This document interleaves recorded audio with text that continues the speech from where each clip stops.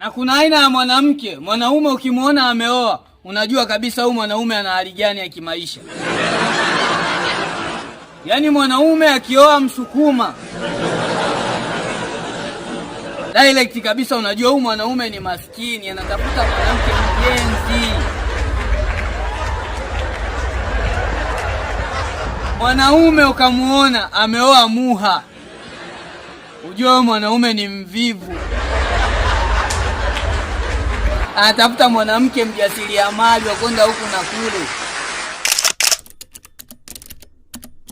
Jua mimi sio muumini sana wa kutenda dhambi, lakini kuna mazingira yanatengenezwa ili tu utende dhambi. Siku hiyo nimeenda zangu kusali kwenye msikiti unaofutulisha saa 1, toka asubuhi nimefunga sijang'ata. Sasa muda wa kugawa, badala imamu atugawie chakula, anatuambia chakula kiko tayari, kila mmoja aende akachukue sahani.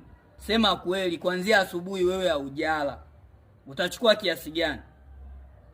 Mimi nikachukua zangu sahani 19.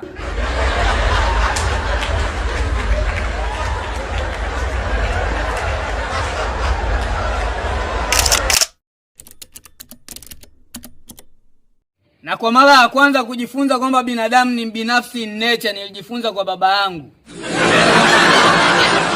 Siku ambayo dada yangu alimleta mchumba wake nyumbani kumtambulisha. Baba yangu yeye hanaga kazi maalum, eleweki ni mpiga debe au bodaboda.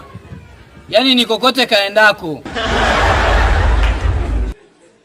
Lakini ninashangaa kwenye kikao anamuuliza mkwe, kwani unafanya kazi gani?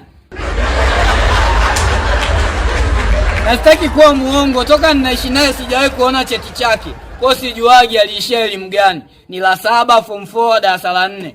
Lakini pale nasikia namuuliza mkwe, kwani wewe elimu yako ni level gani?